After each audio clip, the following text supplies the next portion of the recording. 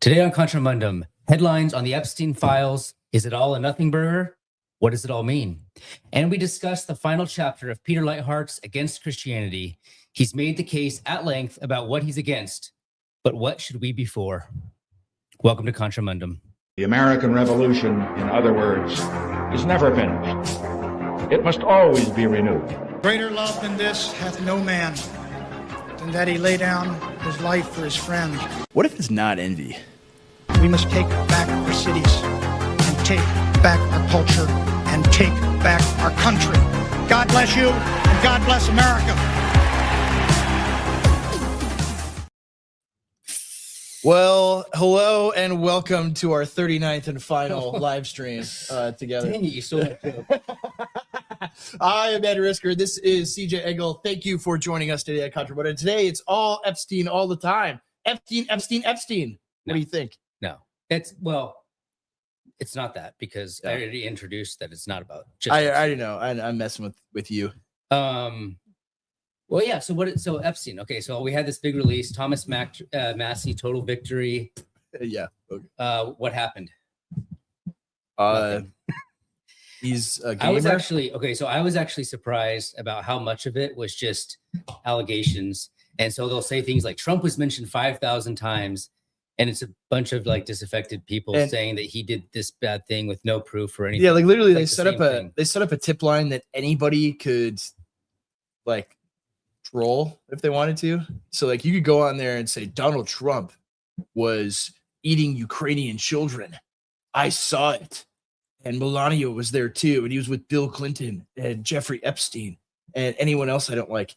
And so like, but the problem with it is like the public is not capable of reading it and then seeing, oh, this is a person that's insane.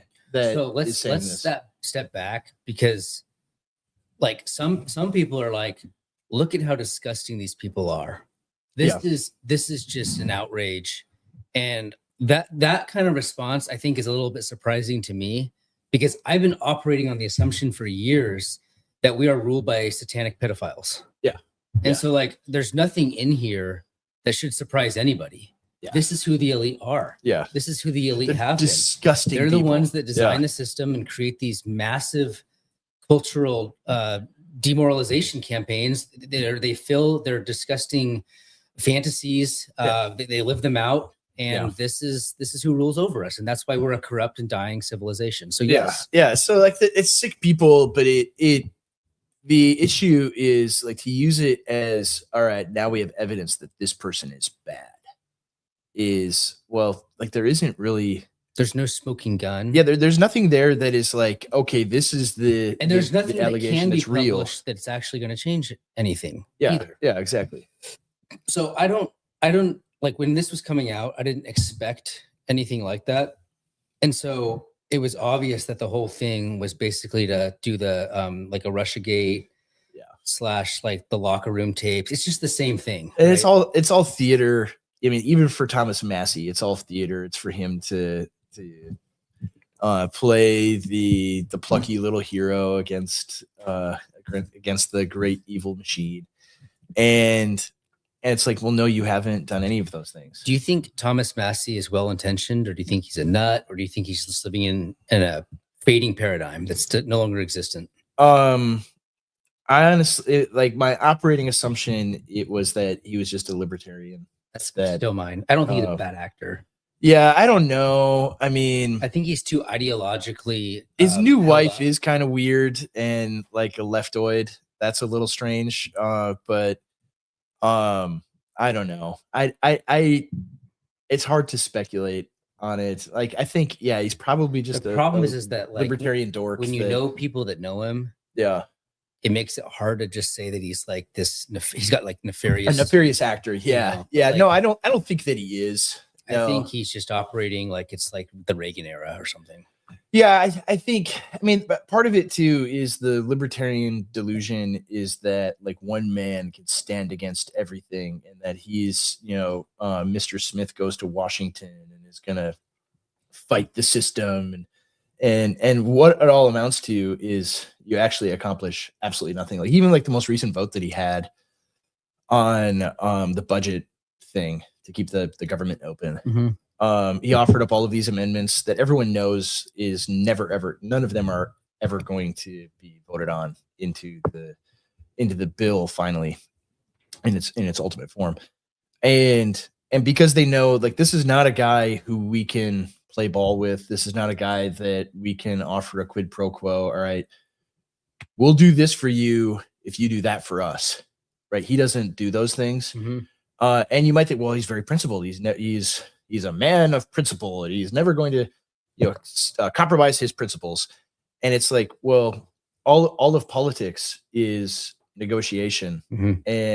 and accomplishing political ends where you're pursuing the imperfect, and you're operating in a not ideal system where you look at what are my main priorities, like the most Mhm. important things to me.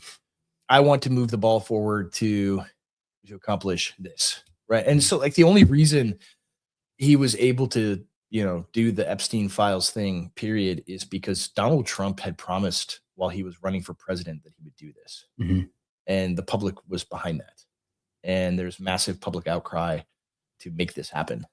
And it Do you looked think- really do you bad think for the this whole- administration not to do it. Do you think this whole yeah, that's true, but do you think this whole release looks bad on like the MAGA influencers who had the binders and all that? Like, do you think the things that are coming out now undermine like what they said was going to happen last year?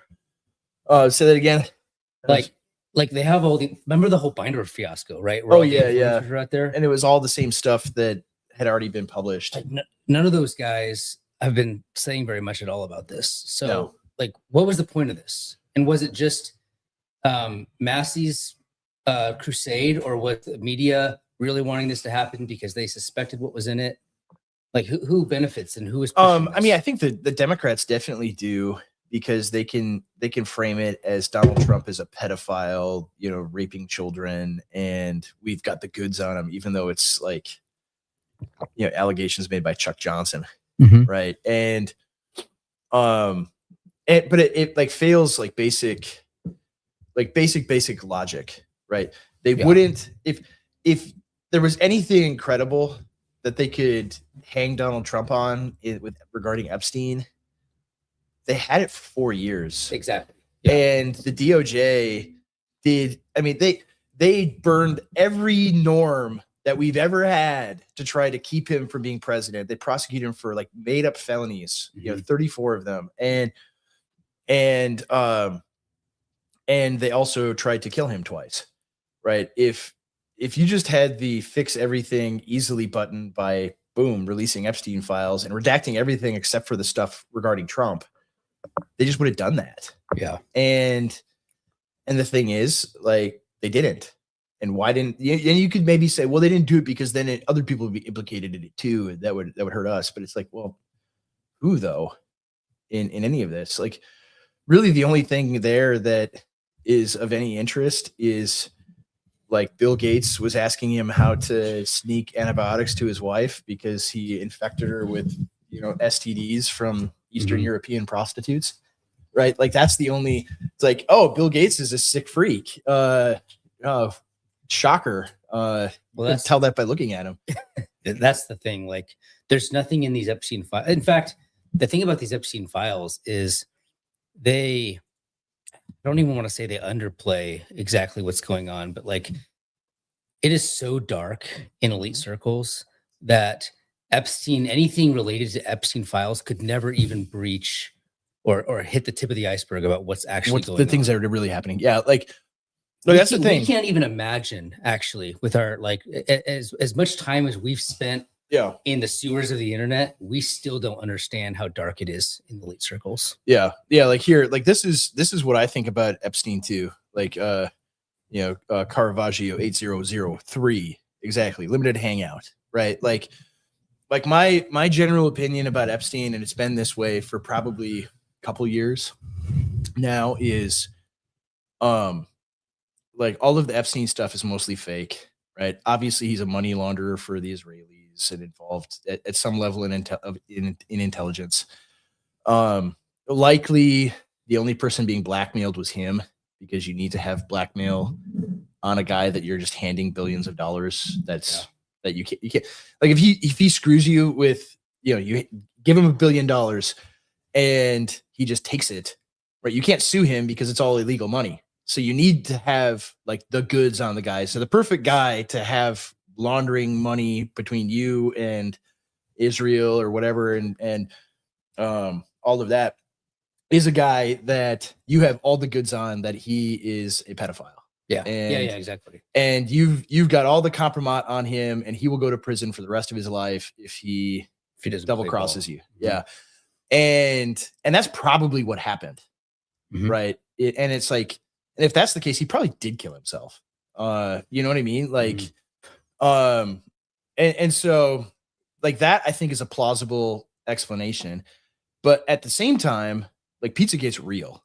It's very real. Like, the stuff in the Podesta emails is very, very, very real. And then, like, the only other thing that is, at least like piques your interest a little bit is like, oh, there's an email from his assistant that she bought a Wayfair item for $8,400 that is like with not listed, no name, there's nothing. It's just a random item for $8,400. Now, maybe it was some furniture, but more than likely, like, the whole Wayfair schizo theory is probably real. It's all real. It's all real.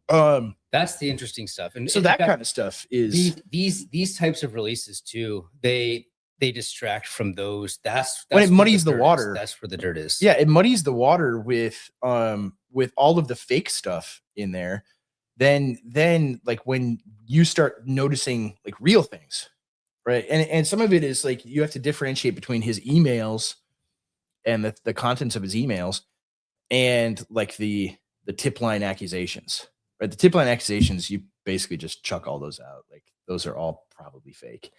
I mean, the one interesting one too is there was like a 4chan post like a day or two after he died from a guy claiming to be a prison guard in that prison, and said, they like a van came in without being checked in like right before then, and like they swapped out the body, and it's interesting because you see these like pictures of him with his shirt off, and I don't even know what is real and what isn't. That's where we're, but like, he has a picture and he's got like a tribal armband tattoo, and like, I watched the Steve Bannon like interview with him. Like, this guy was a total midwit and really actually kind of dumb, and this like aesthetic sense is not what you would expect, a high culture billionaire to be. And what is he? He has a tribal tattoo. Yeah. Like, give me a break. But he's got this like tribal armband tattoo. And then in the picture after he's dead, it's not there. Yeah. Exactly. It's like, did he get it removed, or is this a different person? We can get into and so like, there's all sorts of weird. There was actually a really good article on Revolver about breaking that down. Yeah, we should read that if we have time. But maybe we do. My summary of the whole thing is that whatever you see in the Epstein files, it's actually way worse in reality. Yeah. So this didn't reveal very much. Yeah. A lot of it was just an attempt to undermine and create a distraction against Trump. But like he said, he's been basically absolved in everything that's been released. So and part of it is like, like Trump, no one is under any illusion that he is this wonderfully holy, righteous man that is not involved in any of the kind of things elites do. Going to parties with Eastern European 20-year-olds. That is interesting. But there isn't I mean, this is a good point. That does show a connection between like Mossad and CIA and things like that. But that's stuff that basically was known already. And so I look at it like, and like that interview with Steve Bannon was really, I mean, the Bannon thing is interesting. I didn't, what interview with Bannon? So like, Epstein hired Bannon to do like PR for him and basically do this interview to try to, make him look better or clear his name or whatever. And in that interview, you should watch it. It's like 2 hours long. When was it? 2017. I mean, So- it was shortly after Bannon left the White House. I like Bannon. I do too. But he's Yeah. got some shady connections. Oh yeah, absolutely he's he a does. shady guy. And to be in that world, you almost Yeah. have to. Right. But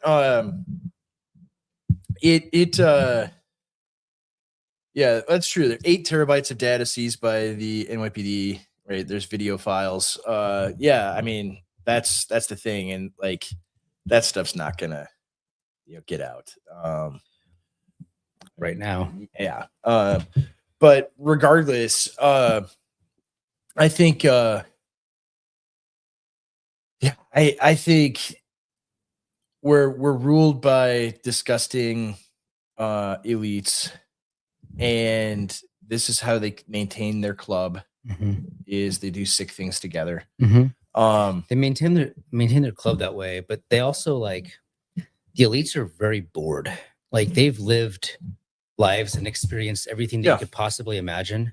And when you're so desensitized to various forms of amusement and entertainment, you get creative. And when you get creative, you get dark. And the human soul can't take that kind of wealth. Actually, very few people can take it. And so they is live, like Roman emperors and Roman nobility. It is. It's gross. Well, we should move on. Yeah. To the speaking of Roman emperors. It's true. There you go. Speaking of Roman emperors, before we do, should we do an ad? We should do it early. How long have we? We've been going for 15 minutes. 20 minutes. Yeah, we could do it. Sure, why not? Let's do an ad before we jump into the main point of the show. Should I summarize where we're going with the show next for those that missed it last time? Let's do that. Do that, and then all right, sounds good. So this is our last live episode. We have the right. We retain the right to do a live episode whenever we want. If something big comes out, if this 8 terabyte data is released, we will do another live show. But for the most part, our joint live show is coming to an end as of today. We're switching to a pre-produced show. The objective of that is to heighten the quality of the show, have a little bit of pre-written and pre-production. It'll be released. Our producer's saying every other week, but I'd like to get to a point where it's released once a week, pre-produced. But we'll see what happens. Either way, it's going to be pre-produced, so recorded in advance. So it'll have a little bit of a timeless. It won't be breaking news headlines or anything. It'll have a lot more substance to the show ongoing. But Andrew will still be doing a live show. I will be. Andrew will be doing a live show every Friday? Every Friday. Starting next Friday. Starting next Friday. Yeah. So don't worry, there'll still be live content for you. I'm doing a discussion format show. The first episode of that is with Time and Klein. It's actually being released right now. Do not switch over. Watch this live show. Not yet. But go to that next because it was a really good conversation on a recent essay on Protestantism and Machiavelli. So that was a good episode. But I'll be doing those. They'll be released every Wednesday, pre-produced as well. We're going to heighten the quality. The other thing I'm going to mention, I'm going to shill for a show that I haven't really talked about very much, but that's Canterbury Trails, which is a show I do on English culture and Anglican ethos that I do with Jared Lavelle. That'll also be released every Wednesday as well on that channel. So you can Google that. So that one's going to be released later today. So again, pre-produced, up in the quality, going to try to lots of content, increase the experience of CJ Engel online. Yeah, you didn't mention Appeal to Heaven and repealing the 20th century. What's the first one about? Immigration. We're doing a 3-part series on immigration, on the history of immigration in the United States. Yes, and why everything your 12th grade civics teacher told you is a complete and total lie. True. Fact check. True. So we've got that. So before we go any further, no monster today for CJ. He did divulge that you're not supposed he's to he's on PEDs right now. I won't tell you which ones. I'll let him do that. I am amped. Let's go. Get it out. I gotta go. I gotta go get a booster. So all right, we'll be back in just a minute. This is Dave. Dave is dead. When he wasn't, he was a successful businessman with a rather large estate. This is Ben. As Dave's son, Ben has just inherited a logistical nightmare. Dave wasn't exactly organized with his estate. Sorting through folders, receipts, and records, a hunting lodge in Montana, a 401k, lots of investments, several bank accounts, and of course, taxes. Ben was overwhelmed. Enter Joe Garrissey of Backwards Planning Financial. When Ben called Joe and explained everything, Joe replied, No problem. That's easy. and somehow it was. With Joe's guidance, Ben was able to put a robust financial plan in place which helped mitigate risk and bring order to the chaos, while building wealth, organizing his estate, easing the tax burdens, and cutting unnecessary costs. He helped Ben do something Dave never did: plan ahead. Starting at the end and working backwards, Ben now has a plan for his own family. Now his kids won't go through what he did when he eventually... Backwards Planning Financial. Start planning for your death before you're gone.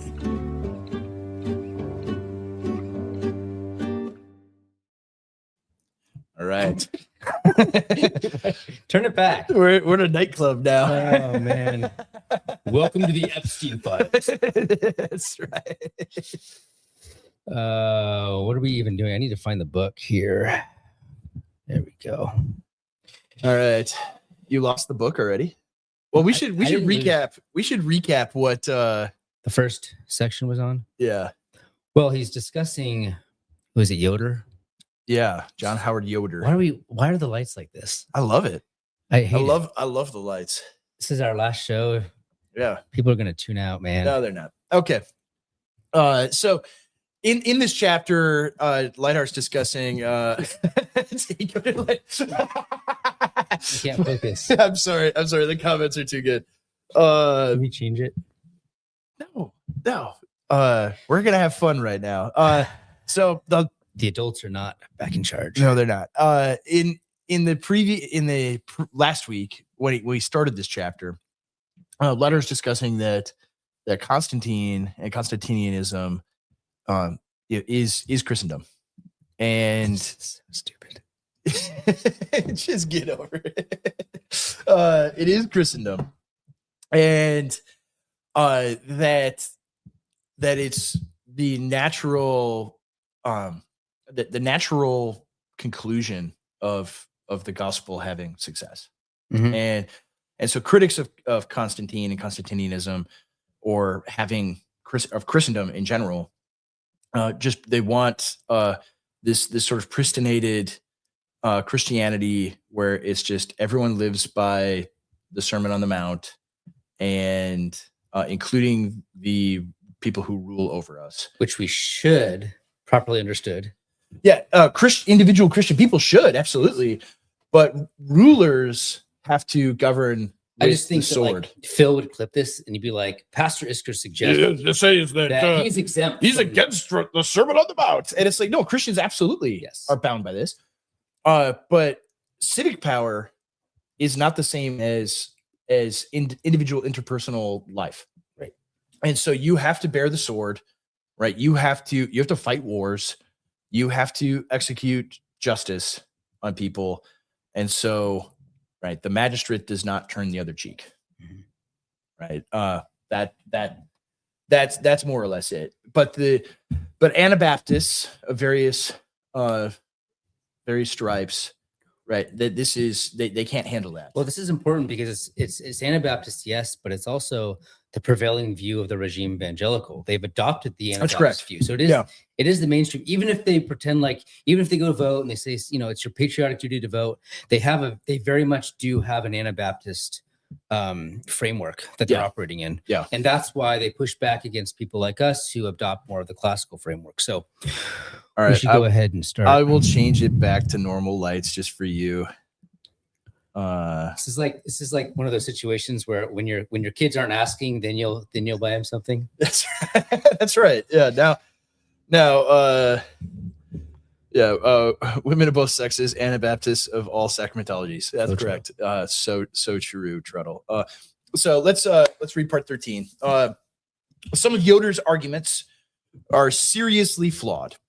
For instance, does the New Testament highlight the Sermon on the Mount or the teaching of Jesus in general as the alpha and omega of Christian ethics?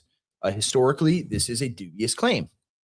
The teaching of Jesus was an intervention in the history of Israel, which was a history of debate and dialogue concerning the demands of Torah. Jesus did not start de novo propounding a completely new Torah. Instead, he propounded a reading of Torah. And Torah contains guidelines for the godly use of power that are not contradicted by Jesus' teachings on Torah.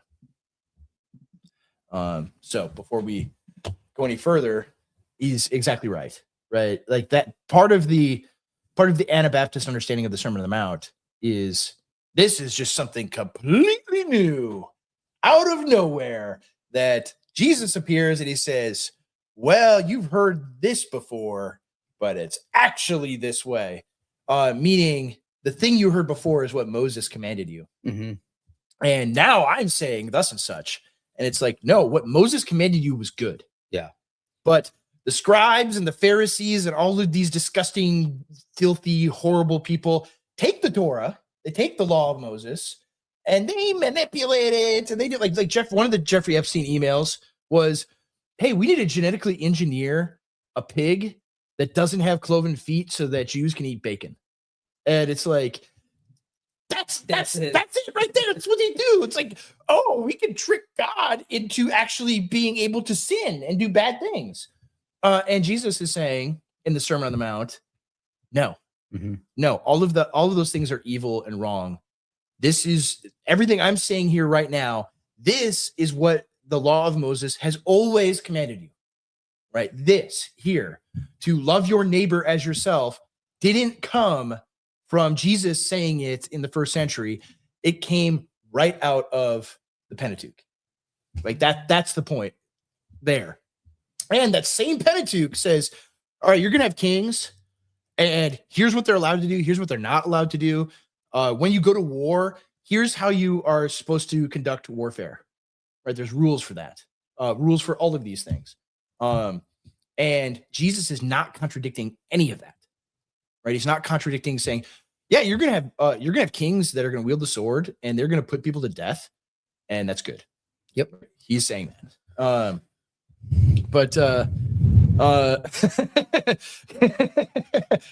I'm sorry, I have to read this comment. Can't believe Contra Mundum said it was a sin to eat bacon. Totally bought 7,000 in the mail. Yeah, make the check payable to Contra Mundum LLC, Mr. Netanyahu. Okay, 14. Yeah, my argument is not so much against Yoder himself as against the systematic pessimism that he identifies and does not altogether escape. Yoder's faithful Constantine would have produced a very different world from the one the real Constantine produced, and Yoder's vision of a Christian politics differs radically from mine. For starters, he was a pacifist, and I am not. But Yoder seems to agree that a Christian politics outside the polity of the church is a real-world possibility. Those who deny this possibility, the pessimists, have assumed Christianity and therefore are still modernists, despite their fulminations against modernity. Consider, Yoder says if kenosis is the shape of God's own self-sending, that any strategy of lordship, like that of the kings of this world, is not only a strategic mistake, likely to backfire, but a denial of gospel substance. End quote. If we leave things here, which Yoder himself does not quite do, we are left with a dilemma and even heresy. Heresy first. Yoder assumes that lordship always and everywhere must be the lordship of the kings of this world. This cannot be the case, for the ultimate lordship is exercised as Yoder would have remembered if he had extended his quotation a few verses further in Philippians 2, precisely by the self-emptying Son. Equating lordship with worldly lordship is Christological and theological heresy. Who is Lord anyway? Second, the dilemma unfolded in several stages. To say that lordship always and everywhere is worldly is to say that the governance of cities and nations and empires is impervious to the influence of the gospel. Worldly politics is the only game currently in town. Even worse, it is the only possible game in town. To say that worldly politics is the only game in town is to suggest that the political world is autonomous and secular, fundamentally, necessarily, and unchangeably so. This is modernism, and on Yoder's terms, Constantinian. This rests on the assumption that power cannot be exercised in a Christ-like fashion, and that is precisely the assumption the most naive defenders of Constantine, namely that Constantine's unchristian political actions are to be excused because he's a politician, and everyone knows that politicians are above the rules that govern the rest of us. Rejecting Constantine lands the pessimist paradoxically among the Constantinians. Finally, the corollary is that the church does not really have much to say to worldly powers, at least nothing that can be effective. The church might have some effective word for its members, some pious advice for the private life of the ruler, but has no words of power to speak to power. This is Christianity, the assumption that the Bible addresses only the private and personal. Rejection of Constantinian privatization lands the pessimists paradoxically with the privatizers. In the end, this systematic pessimism is simply a belief that the gospel, A disbelief. a disbelief, rather, that the gospel describes the way things really are. For the gospel describes the way things really are, it describes the way politics really is, and that should make it clear that politics is not the autonomous secular sphere imagined by modern politicians. It should make clear that politics can be shaped to the gospel, and that the kingdoms of this world have and will more and more become the kingdoms of our Lord and of his Christ. Right, so does that make sense, the argument he's making? Yeah. So he's basically saying that by denying that there can be a Christianized state or a Christianized magistrate, that you're not rejecting modernism, you're actually embracing it. Because you're saying that the state can be this neutral ground that can't be infused with Christianity at all. And that's literally the claim of secularism. Yeah, it's exactly the same. And so this is why regime evangelicalism in its anti-Constantinian formula fits hand and glove with modern secularist politics. Yeah. It fits perfectly because it's like, oh, it's internal and private. We can't touch that. And it's why they have no arsenal against the world around us, the political world around us. Yeah. They can't say anything because any attempt to create a new positive vision that can replace what we see in the Epstein files is Constantinian and they're bad. Yeah, we can't do it. You can't have a positive vision. Yeah, you can't say only a negative vision, which is secularism. Yeah, here's what a Christian prince would do, or a Christian president would do, and a Christian politics would do. You can't say that. You can't say any of those things. Exactly. Good. 15. Once there was a prophet named Stanley. The prophet Stanley was a bold and faithful man who stood with granite face against the powers of the age. You cannot do that, SM-T, he would say.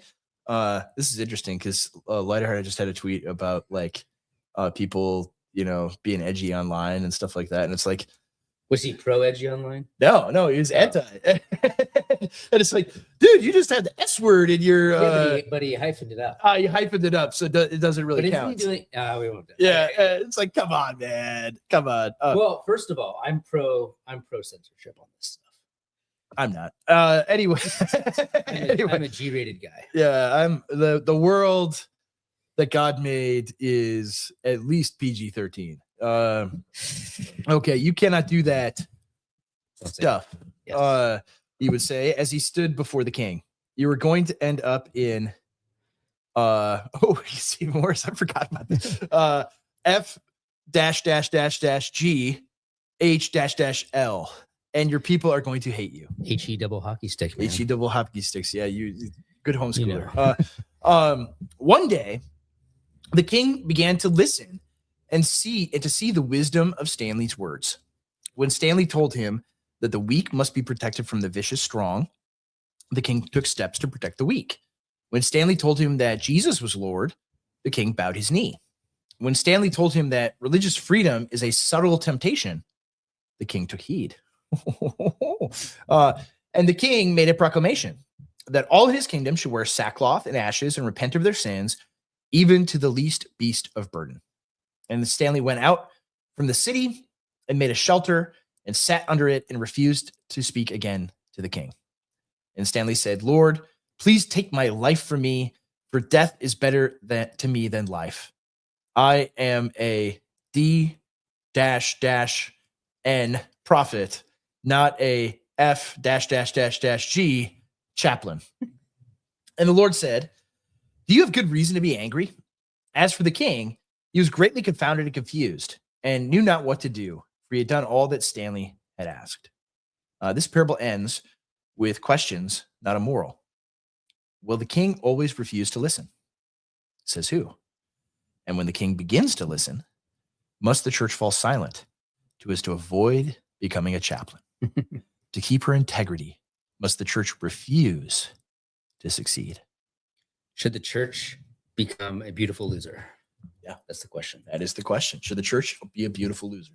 And it's like, yeah, the kings of the world might actually start listening to us. Now what do we do? Mhm. Now what do we do? Oh, well, we should actually, pastor them. Mhm. Right. That's what we should do.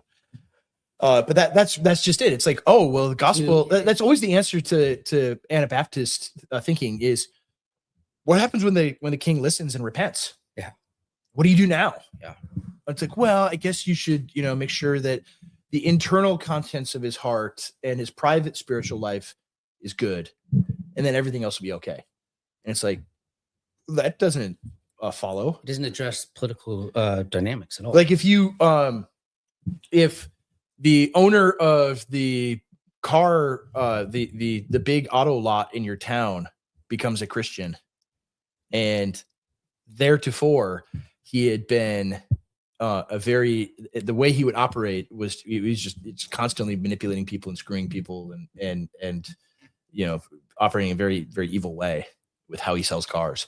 And he repents and becomes a Christian, and you're like, okay, gotta make sure the internal contents of your heart are right, that you're ordered according to gospel priorities, and that you're very pious now. Well, no, you would tell him, right? You can't operate the way that you have been. You need to be honest with people. You can't lie to people. You can't manipulate them anymore. And right, well, that's external. That's in his public life, what he's doing. Yeah. And it's the same with a king. The funny thing is, once he converts, if you're still advising him, you become a chaplain. Yeah. And that's when it becomes, so now Christianity is actually playing a public service. And that's when it becomes unacceptable. Yeah. Right then. Yeah. Upon his conversion, you become a chaplain, and then it's no longer Now it's secular. No, then it's no longer secular. Yeah. You're over it. You're done at that point. Yeah. And so it's like, it's committed to defeat. Mhm. And that's why regime evangelicalism fits perfectly with conservative Inc. Yes. And with the Republican Party. Yeah, well, they're two sides of the same coin. Right. We always have to lose. That is their mantra. Mhm. We have to look like we're fighting and doing good things, but we're gonna lose. We lose down here. Mhm. Always. Yeah. That's true of the Republican Party And and regime the evangelicalism. moment you start to win, that's when you fall into sin. Yeah. If you start winning, if people with power start doing the things that you say, you're probably going to hell. Yeah. Constantinian. Yeah, exactly. 16. So long as the church preaches the gospel and functions as a properly political reality, a polity of her own, the kings of the earth have a problem on their hands. Some Haman will notice that there is a people in the empire who do not live according to the laws of the Medes, and reports will come from the colonies that there are men attacking the decrees of Caesar and proclaiming another king. As soon as the church appears, it becomes clear to any alert politician that worldly politics is no longer the only game in town. The introduction of the church into any city means that the city has a challenger within its walls. This necessarily forces political change, ultimately of constitutional dimensions. Suppose the king recognizes the church as a counterweight to his own authority, or even, however grudgingly, as a prophetic voice. In that case, we are dashing off to Christendom, even if we run most of the way alongside Yoder and Hauerwas. Suppose the king tries to suppress the church legally or through extra-legal violence. In that case, a clash is unavoidable, like allowing BLM rioters to rampage in church. Right? Suppose that were to happen. That couldn't. What would that be like? A clash is unavoidable. One that kings have had difficulty winning. Besides, suppressing the church is itself a constitutional decision, a decision that the king will not accept the church as a counter kingdom alongside his own kingdom. That is a statement about the character of the political order, which clarifies its claim to monopoly of authority, and which sounds like a claim to a monopoly of worship. Should the king suppress the church, he shows his true colors, and it becomes obvious that his regime is implicitly totalitarian. Suppose the king is a liberal who tries to police the boundaries of the church, telling the church where it can and cannot speak, what it can and cannot do. In that case, too, a clash is inevitable. And again, kings have a hard time winning such battles. Besides, once the king decides to police the boundaries of the church, he's again making claims of a constitutional order about the extent of his power. On the other hand, if the church appears preaching Christianity, the king is entirely capable of stealing the rhetoric and the story and the ideas of the church to buttress his power. Every Constantine can find an amateur Eusebius who will use numerology to prove that his kingdom is the fulfillment of Israel's prophetic hope. Or political powers may simply force Christianity into the private sphere, shoving ideas back into the brain and Christianity back into the churches. Churches in the grip of Christianity will hardly blink when the liberal king tells them that they have to confine themselves to thinking pious thoughts. The crucial sentence is, if the church appears preaching Christianity, the king is entirely capable of stealing the rhetoric and story and ideas of the church to buttress his power. Yeah. In other words, in the name of Jesus, you need to pay reparations or wear a mask or fund Israel or accept millions of immigrants. Yeah. That's exactly what happened. That's what Jesus would want you to do. Mhm. Yeah. I mean, I mean, the most, I think he went on Rogan again recently, that disgusting freak, James Tellerico. And like one, I'm sure you saw the clip where he's like, well, actually I'm pro-choice because the angel went to Mary and asked her if she wanted to keep the baby. Yeah, right. you can use Christian rhetoric for whatever you want. For whatever, like literally to murder babies. Yeah. You could use it for that. And that's what they do. That's what they do. And it's like that's because in Leithart's terms, we've preached Christianity. We haven't preached the gospel. We haven't preached Christendom. Yeah. You know, and Christendom is ultimately the gospel. Mhm. Like the kingdoms of this world have become the kingdom of our Lord Jesus Christ. Yeah. Right. That's not something made up after Constantine. That's something from the Bible. Mhm. And so and that's, I mean, like he is literally right here describing regime evangelicalism to a T. Perfect. Right. It's perfectly accommodated to liberalism. Mhm. So 17, there is an incoherence in the work of Hauerwas, Yoder, and others who would defend the church as polis, but attack the idea of Christian civilization and a Christian political order. Ultimately, hostility to Christendom is hostility to social consensus. But this hostility is also an attack on the church. As O'Donovan has argued, modern suspicion about the dangers of consensus as the basis for government, the fear that consensus is coercive, are based on a radical suspicion of society as such and the agreements that constitute it. But a suspicion about society as such and the inherently coercive nature of consensus also rules out the possibility of the church.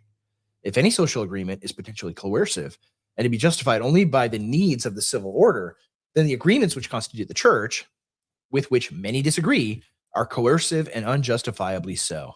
Right? This is all into the liberal paradigm of voluntarism, coercion, that morality is determined by consent. Yeah, in other words, if the state begins to reflect a Christian ethos, they didn't have the permission of every individual to do that. Yeah, every single person did say, I agree with this. Yeah. And it's like, well, too bad. Right? What is... well, that makes you illiberal. Yeah. When you do that. Exactly. But it's like, well, morality is not liberal. Well, right? What is true and right and good is not, you don't get to choose or sign up for. But also what we're discovering right now is liberalism is actually impossible because none of us Christians signed up for or consented to a satanic pedophile regime. Yeah. That's what's happening. Yeah. I didn't sign up for that. None of us did. Exactly. This is quite clearly a variety of hyper-liberalism. And it is fully consonant with the heresy of Christianity, for it implies that the church cannot be a polity organized by a common story, sharing one faith, one hope, submitting to one Lord.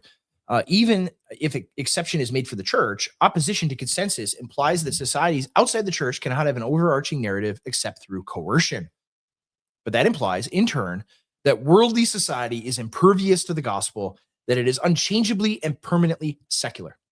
As O'Donovan says, Christendom ought to be the kind of storied community narrative theologians such as Hauerwas aim to celebrate. Mm-hmm.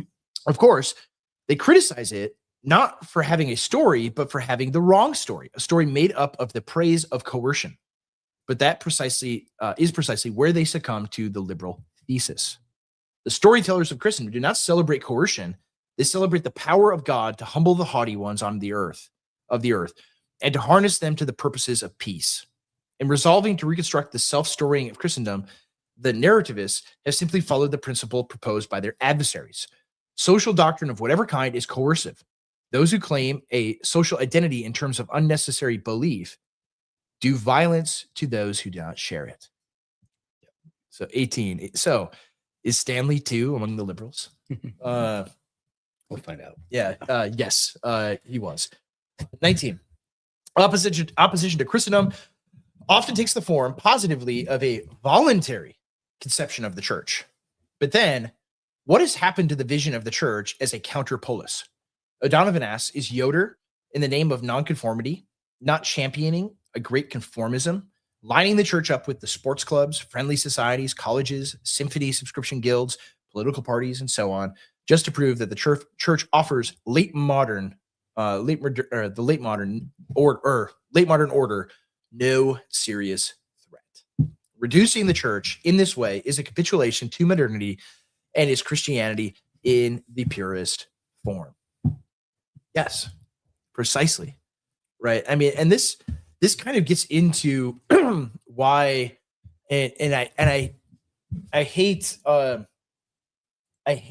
of the kind of puerile debates on sacramentology, on baptism that you see online, where it's like, Baptists are dumb and things like that, or you people that baptize babies, you're stupid and you can't read the Bible. Like, I most of them are just totally obnoxious and stupid and not ever worth like wading into at all, ever.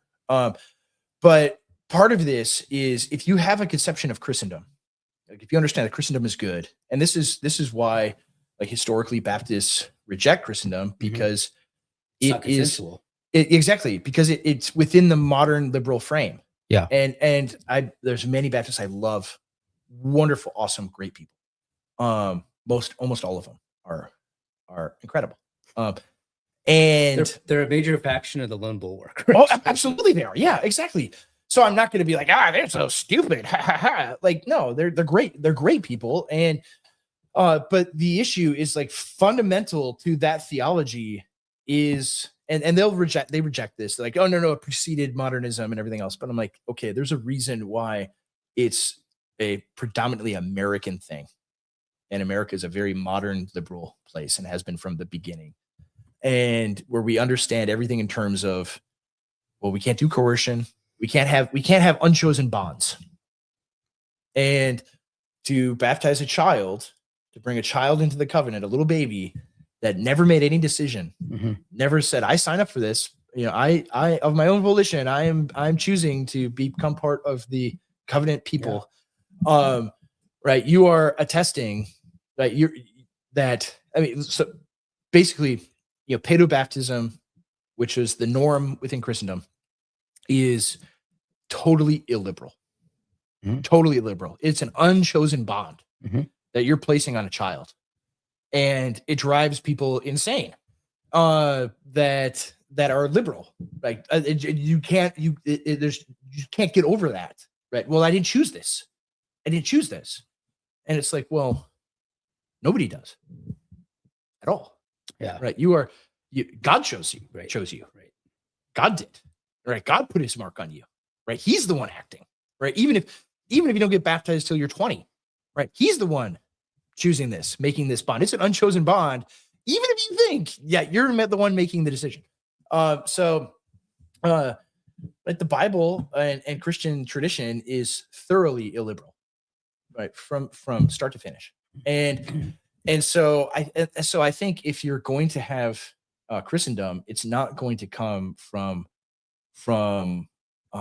this conception of, well, I need to choose. Right? Everyone, it's a voluntary association. The church is a voluntary association. Well, let me clarify this too, because like a lot of the liberal dialectic is actually really difficult, because what they do is they'll say everything has to be voluntary because the only alternative to voluntarism is coercion. Yeah. But that's actually a very modernistic paradigm, because yes, it is. The unchosen bonds, like the fact that you're born into a family and you're raised in a given culture, and there's certain habits and norms and expectations about how you treat your parents and what you wear on a given day, or going to school like several hours a day.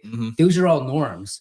But there's never chose. There's not a gun to your head. Yeah. Yeah. A, and B, you didn't voluntarily come to this decision that I need to wear this thing as a Yeah. 5-year-old. Yeah. So actually, most of society, most of culture is neither coercive in that sense or voluntary in the liberal sense. It's actually unchosen, and you absorb it. It's a third thing. It's a third thing, and Yeah. and there is no room for a third thing in liberalism because No. the only options are coercion and voluntarism. Yeah, no one holds a gun to my head saying you will put the shopping cart back. Yeah. No, they don't, right? It's just, this is what you do. This is what civilized people do. This is what we do. This is what we do in America. Right. Oh, like until 5 years ago, you didn't have to have plexiglass on store shelves in America because we don't do that. Right. We don't just steal things. That's not what we do. We view that as very bad Mhm. and wrong. And now things have changed. So continuing on. 20 were we on 20? Yeah, we're 20. To rephrase is Yoder 2 among the liberals. Right. 21, it gets to the point that I was making. Infant baptism is the nub of the issue. Baptist and Anabaptist advocates of the voluntary church are the ones whose baptismal theology is the theology of conformity with the values of the world, because Baptist theology is Christianity. Right. That's a painful, statement to make, and I apologize to our many, many Baptist friends. But he's right. Yeah, he's right. It's not, the church is not a voluntary association. It's an association chosen by God. right. Yeah, their theology is like a Christianity of consent, and that's not God's Christianity. The Brugenhagen guys, you guys becoming third wayists now? Yes. Not the way you think. So Not like that. No. 22. Dieter Georgi is exactly right in his description of the implications of calling the Christian community ecclesia. Paul chose ecclesia to indicate that the assembly of those who follow Jesus, the assembly called together in a particular city in the name of the biblical God, was in competition with the local political assembly of the citizenry, the official ecclesia. Right. That is, yes, Brugenhagen guys, I know. I know you're joking. He said, just joking. Yeah. No, we're not Kellerites. We know you know. So ecclesia. And people, will attack me for, pronouncing Greek in my own idiosyncratic way. But ecclesia, right? We just think of it because it's a Bible word and it means church, right? In it's translated to Anglo-Saxon, kirk, church. But it is a political term in the Greek world. Yeah. Right. The ecclesia is the assembly of citizens that rule the city state. It's a polity. Yeah. Yes. It's a political order. And so, right, a modern or an analog for us today would be calling our churches congresses or the Senate. Mm-hmm. Right. Yeah, I belong to the Senate in Gainesboro, Tennessee. A lot of people don't realize, like, Reformed Senate. You were talking about like Baptist theology and liberalism in America, but so much of our political discourse is actually downstream from church dynamics. Yeah. So it's not just that there's an analogy there, but it's actually like our institutions and our congresses and all these things, the way we structure rights and decentralization, all of those are secularizations of religious debates. Yeah. Yeah. Yeah. Oh, exactly. I mean, that is the thing too, is, and our religious debates are also connected to, the particularities of religions, of religious denominations and so forth, as they had their outworking in particular ethnic groups. Right. So like that is, that's why it's an Anglo liberty that we like that's I think like it's really important. And this is, so the next book I'm writing is on the New Testament in Israel, and that should be out in a few months. It actually is going to happen, even though nothing ever happens. This is going to happen. The one after that, I think I want to write is just a history of the Reformation, and especially like the 30 Years' War, and showing that the Reformation predominantly was a political event. Yeah. It was a political event between various particular peoples. And there's a reason why. You should listen to my conversation with Timon. Yeah, and thanks for inviting me. But I'm inviting you to watch it. thanks. But the various peoples of Europe, right? There's a reason that the Dutch became Calvinists. There's a reason that the Scots became Calvinists. There's a reason why The Germans became Lutherans. like the Germans, the Germans became Lutheran, and the Scandies became Lutheran, and the French remained Roman Catholic. Mhm. Like there are reasons why that occurred that way, and then you break it down even more granularly to various principalities within those areas, and there's a particular character that they each all had, which drew them to this, particular theology, and the kind of politics they were attracted to. Like why did some peoples really want a republic, Mhm. and other peoples really want a king, right? They're religious debates. Because these are religious debates, and that their people, the way their people are wanted to be ruled in a particular way, and they're drawn to it. Mhm. And so anyway, that's why these things happened. And so then you could take that, and then now you come to America, and America is kind of this hodgepodge, even though because England was a hodgepodge of you had Anglicanism, you had nonconformists, you had Catholics, you had Presbyterians in Scotland, and so like that's why America is the way that it is, and why there's so many different denominations and views within the United States. It isn't just simply because like, oh, it's everyone's just free to choose whatever they want. It's like, well, no, the unchosen bonds that they brought with them to America, came here. Yeah. And continued. So at least until the 20th century. So continuing on, the world meant to hear the claim that the congregation of Jesus, gathered in the name of God, the God of the Bible, is where the interests of the city in question truly find expression. Had the apostles adopted the term synagogue to describe their assemblies, the note of opposition and confrontation of Greco-Roman politics would have been muffled. Again, there is an incoherence at the heart of the work of Yoder, Hauerwas, and their followers. The church as ecclesia is precisely because it is ecclesia, making a claim to the governance of the city. Why, after all, set up an ecclesia unless you're planning to run a city? 23. When the church arrives, there will be clashes that force constitutional changes, unless, as Robert Jensen has said in a different context, we have forgotten ourselves. Too often we have done precisely that, right? That's another part. Like when the church arrives, it begins preaching the gospel rather than Christianity, as Leithart calls it. Right? That's going to change the way things are done. That will change constitutional order. Well, what he says too is that we have forgotten ourselves, which means that we have. Our entire project is not about creating some new path forward, but a lot of it is about applying very old lessons and a very old understanding of the church as ecclesia into the modern context. That's right. That's right. 24. Suppose we don't forget ourselves and the powers attack us. What then? The book of Revelation describes a conflict of cities. The city of God, which is the bride that comes from heaven, stands against an alliance of Jerusalem and Rome. Let's see what the footnote is here. 19. This line of interpretation is taken from James B. Jordan, A Brief Reader's Guide to Revelation, Niceville Transfiguration Press, 1990. That's right. The great city, and that's exactly it, right? Dispy's, skip ahead the next like 5 minutes, but that's what the heavenly city, the bride, and the harlot that rides the beast are. Yeah, it's the church versus Jerusalem and Rome. The great city that falls in Revelation 17 to 18 is identified in 11:8 as the great city where the Lord was crucified.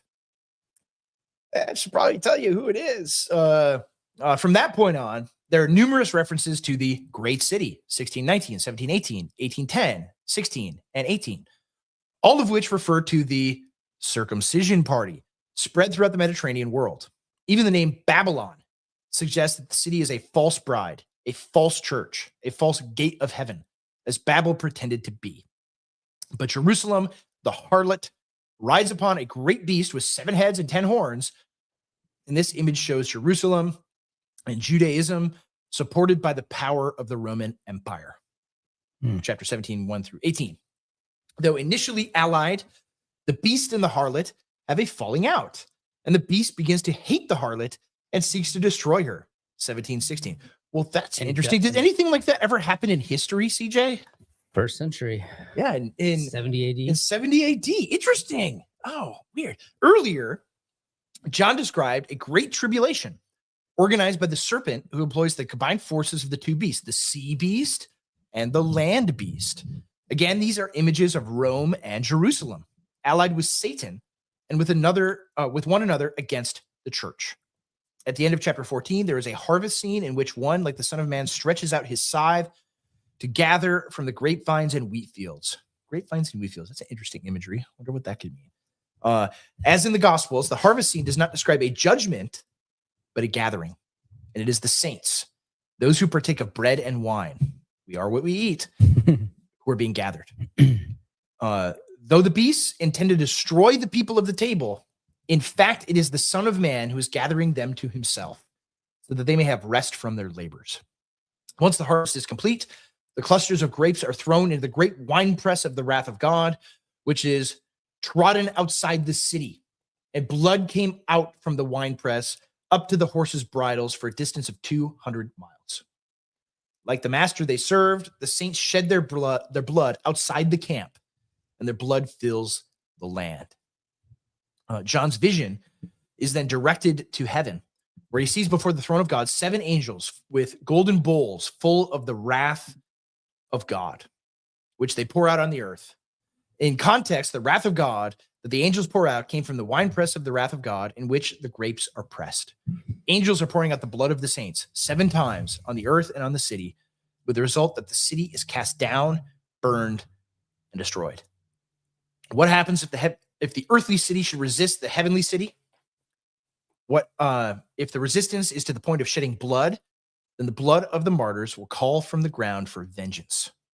The God of vengeance will shine forth and render a reward to the proud. The mere presence of the church means the end to business as usual in the earthly city, always and forever.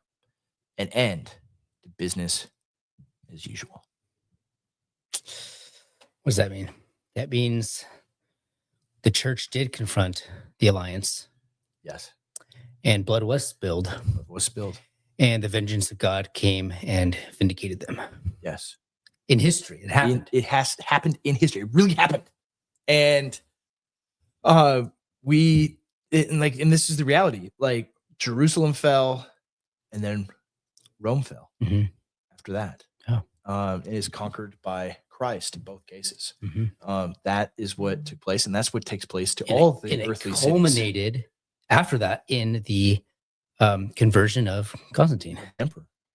Yeah, exactly. And so that's how God moves in history. That's what he does. This is a great capstone. I think so. On our live show. I'm glad we did this. Yeah. That is what God does in history. Is the church is there, and it overturns everything. But none of that could have happened if the church back then had embraced Christianity. Yeah, if they had been good liberals and they said, "Well, this is just internal, personal, private stuff, right? It doesn't matter. Caesar is king, and Jesus is just king of our internal hearts. That's what we really mean, actually." Well, then there's no conflict. Mm-hmm. There's no conflict at all. There's no Christendom. Yeah, exactly. So 25. We only got a couple left, and then we are going to be out of time. O'Donovan has pointed out in a critique of Hauerwas that the idea of a permanent martyr church misses one of the key elements of the martyr's vision: vindication. A church forever martyred without relief is a cross without resurrection. Right? That's anytime people are like, "Oh, you just have a theology of glory. You don't have a theology of the cross. Yours is just a theology of glory." We have a theology of the resurrection. Yeah, we have a theology of vindication. Mm-hmm. That yes, the church suffers, that we suffer, that people attack. Like, you see the thing that happened to City Church, like, they suffered for the sake of Jesus Christ, and they will be vindicated. Mm-hmm. Right? Maybe that vindication means Don Lemon goes to prison for the rest of his life. Or maybe the vindication happens after. It maybe happens 100 years from now. Right. But it'll happen. Yeah. They will be vindicated. Mhm. And anything, like if we do have really dark days ahead for us in the next 20 years that are very bad, we can trust the Lord that we will be vindicated in our sufferings. That the sufferings, like if it's just like this, that we're just always going to be martyred. We're always going to suffer just continually. And then it's like, well, but why? What's the point? What happened? Like, is just our lot in life to suffer? No. The point is, you will be vindicated in history. In this world that God is operating in, you will be vindicated, right? When stupid gay journalists call you a fascist because you believe in Jesus, right? You will be vindicated, right? That is suffering, to be accused of things that you're not, right? To be accused, you guys are white supremacists. Like the people in City's Church were being accused of being white supremacists. Mm-hmm. All right. You will be vindicated for that. And it might not happen in your lifetime. Mm-hmm. You might not see it. Your great-great-grandchildren who don't even know your name, they will enjoy the vindication, your vindication. Mm-hmm. But it will happen. It absolutely will happen. There's hope, right? That is the point. That's the martyr's hope, is vindication. Yep. So ultimately, Hauerwas, Hauerwas's oversight is one of theology proper. God is not the God of the dead or of the dying. He is the God of the living again. As Jensen says, he is the God who is faithful to death and then yet again faithful. Mm-hmm. Therefore, no cross without resurrection, no martyrdom without vindication, no exile without return, no martyr church without converted Constantine, or God is not God. And vice versa as well. No resurrection without the cross, no vindication without martyrdom. The church can gain victory only on the other side of the cross. She finds her way to the city center by first being led to the gibbet. Is it gibbet or gibbet? I say gibbet. I say gibbet too. I say gibbet and then jiff. Being led to the gibbet outside the city walls. Rene Girard is right in this case, at least. The scapegoat driven from the city is in fact the savior, who returns to inhabit the temple in the agora. Right. Without the shedding of blood, there is no new city. What's Trudell saying here?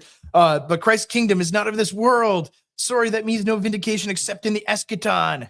Right. That is what these people say every time. Yeah. Like, no, it's otherworldly. It's not in space and time that you'll be vindicated. And it's like, no, God constantly vindicates his, like the whole Bible is full of stories of his people being vindicated again and after suffering again and again and again and again. And so why would it be any different now, today, with Jesus reigning at the right hand of God? 26. Forsake is a key word in Jeremiah's indictment of Judah. The people have forsaken the Lord and gone after other gods.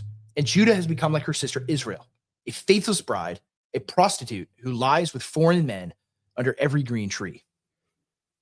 But Judah has forsaken her Lord. He is going to forsake her and even forsake his temple. He will leave the people unprotected, vulnerable to the judgments of the sword, famine, and pestilence. Judah will be removed from the land of promise and taken into exile in a strange land. Judah has broken the marriage covenant, and Jeremiah is assigned to deliver the writ of divorce against her. Dark and gloomy as Jeremiah's message is ultimately a message of hope.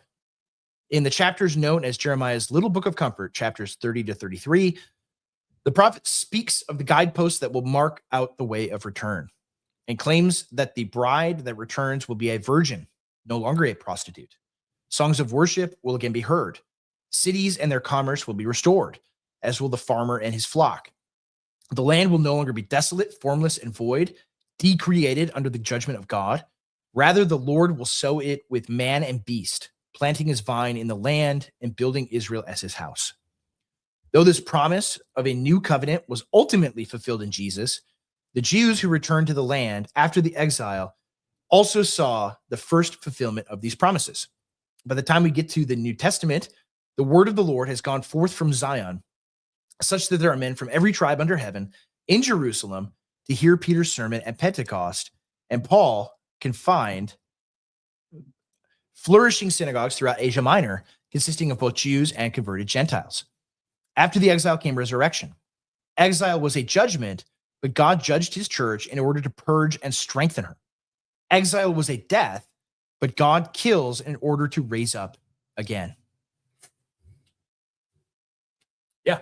And so when we become dismayed at the state of the church in year of our Lord 2026, which is very easy to do, to be dismayed at, oh my goodness, right? All I have to do is go online and I can see the most absurd videos of pajama churches with their laser light shows and everything. I saw one where it was like Hunger Games themed. I'm sure many people saw that one, and it's like, oh my goodness. And like those churches, like the people that go to them, it's like full of like actually great people. A lot of the people that go to them are like faithful, godly people.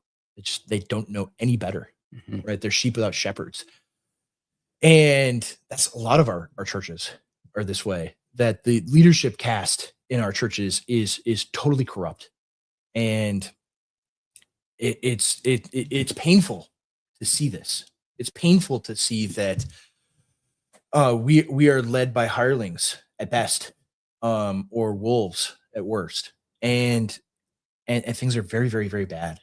And that's even before we get into like the theology that they hold to, which is really messed up. And it's like, well, what is God doing? Right? He's putting us in exile. He's killing us. He's purging us. He's refining the dross.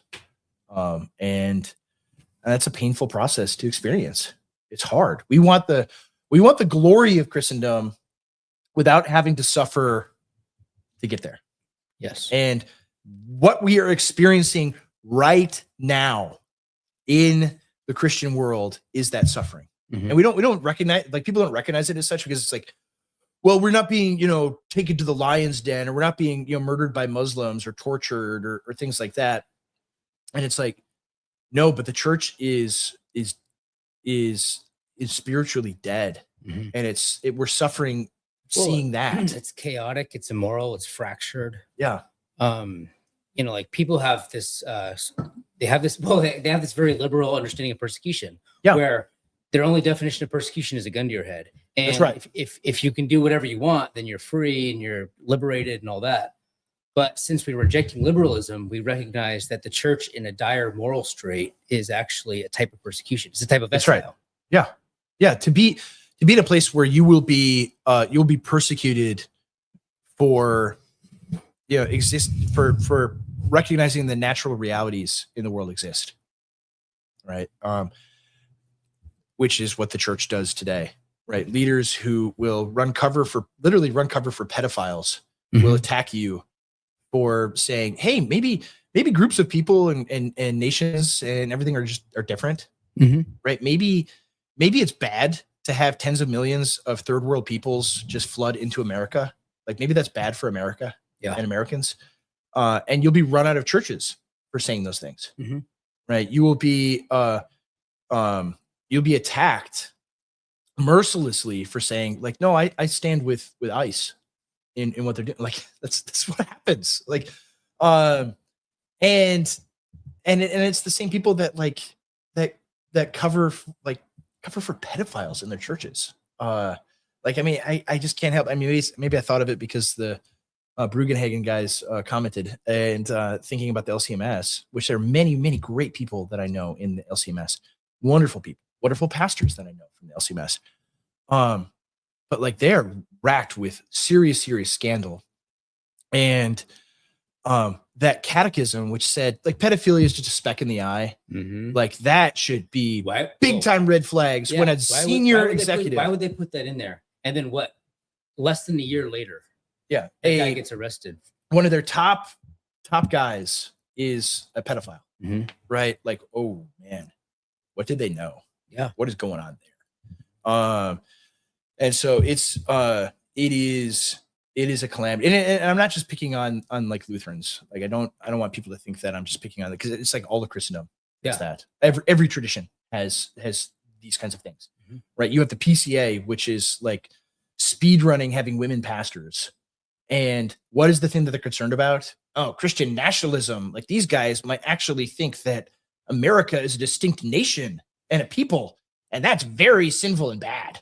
Like, what are we even doing? What is going on here? 28. Let's continue on because you're almost out of time. I have to get going too.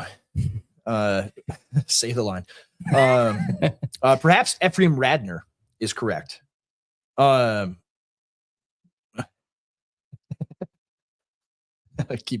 gotta stop reading the comments. Perhaps Ephraim Radner is correct. Perhaps the Spirit has abandoned the church. But when he abandons Jerusalem, he always appears with the exiles in Babylon. When he leaves the synagogue behind, he's found in the church. He always returns somewhere. He always returns. When he does, and where he does, the wilderness blossoms like a rose. Parched land flows with springs, and dry bones come to life. For God is not a God of the dead, but of the living, the God of the living again. The end. Great capstone. Yeah. Yeah. It's like, and there's hope, right? There's hope, even though we might not live to see it, right? We might, and we likely won't, but there is hope for the things that we want a renewed Christendom, right? We want our nations to submit to Jesus. Well, I think about and it will happen. I think about the fascinating revitalization going on in, I guess you could call them the millennial generation of people that are rediscovering the ancient faith. And I don't think any of us would have paid that much attention to it if things hadn't been so bad. Yeah. If things hadn't gotten so rotten, if our culture hadn't been thrown to the sewer and thrown to the wolves, a lot of us probably would have just kept on. If we were living in the social conditions of the 1980s, we wouldn't be thinking along those lines. Yeah. We wouldn't think like, oh, there's problems here. Yeah. We have to be forced into seeing this is not working at all before we begin reevaluating some of our most deeply held first principles. Yeah.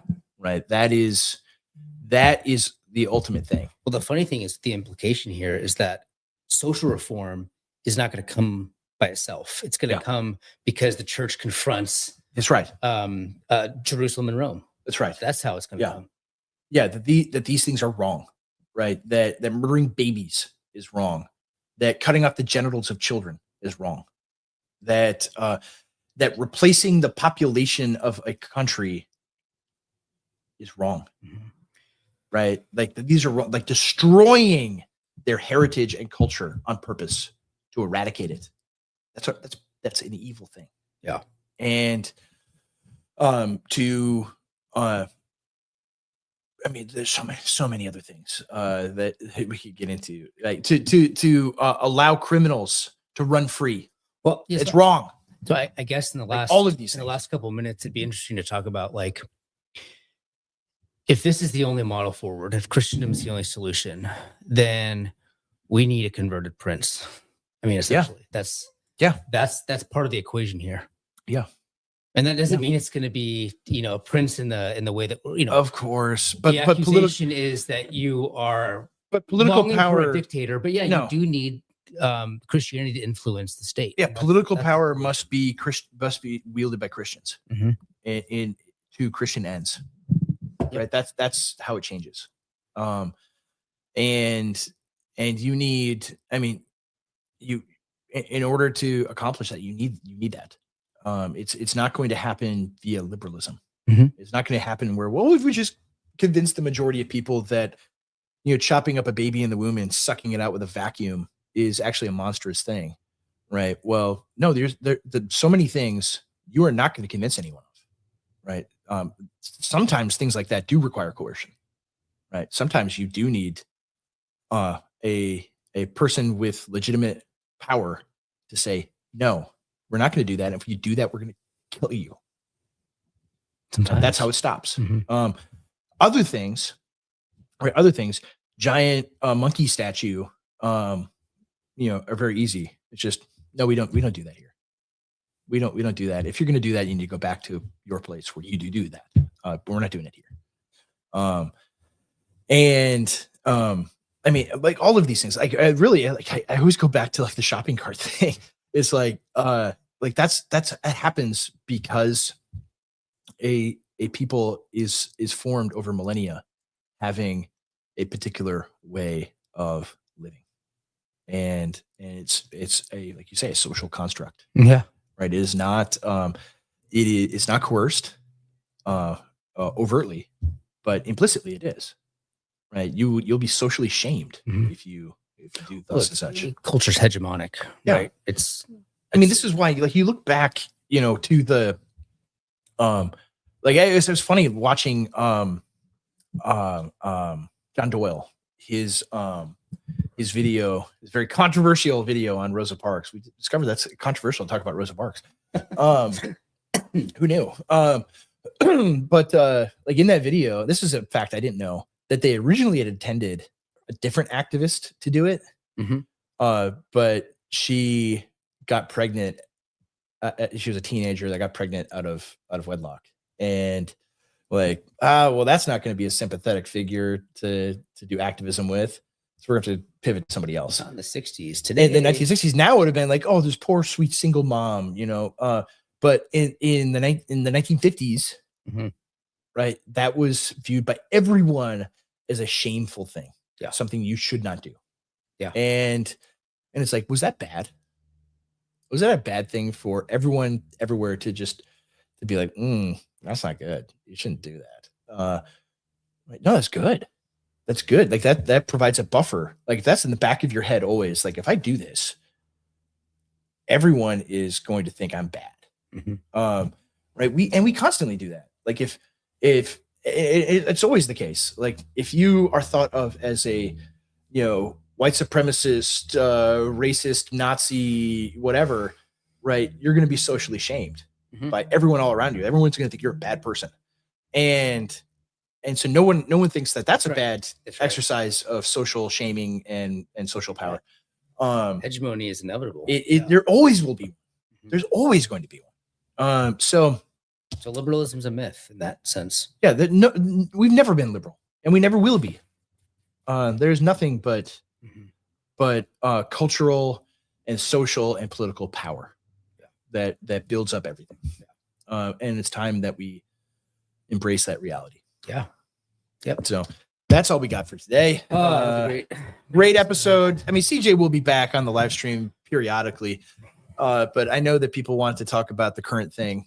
And maybe I'll be a guest. Yeah, you'll hop on. The first guest. Can I announce the first guest for next week? It's your show. The first guest for next week will be a young man named Jay Burden. Will be our guest, and so we'll talk about whatever the current thing is next week. I obviously don't know what it's going to be. Hopefully it's something cool. Hopefully it's a war with Iran. But we'll see. We'll see what happens. But that's all we got for our 39th and final live stream. Any parting words that you want everyone to know? No, I mean, I'll be around. I'll be. You'll see more of me actually now. Yeah, we'll be doing more stuff. It's great. Yeah, I'm very excited about the immigration series. Do you want to tee it up? What did you? You're going to do a sort of a bio. Yeah, I would say. Yeah, let's let the people find out about it. I don't want to tee that. I don't want to give it away. But I mean, we're going to talk about like how Americans actually viewed immigration throughout our history, right? Which is not what you get from the main narrative, the received narrative about immigration. That it's quite different than what we've been told. So we'll be discussing that, and it'll be good, high production quality, yes. And I hope you all enjoy it. But for us, make sure you subscribe to the channel. Yeah, it's all on the channel still. Like that's the thing, you have to subscribe to that, and then the little bell thing, so that we're when we're going live.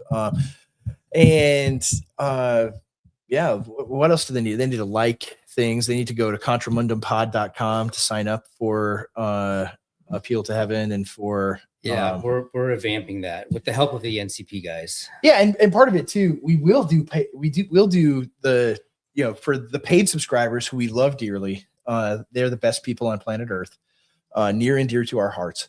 We will have live streams like this periodically for them, and there we can have a lot of fun in the chat.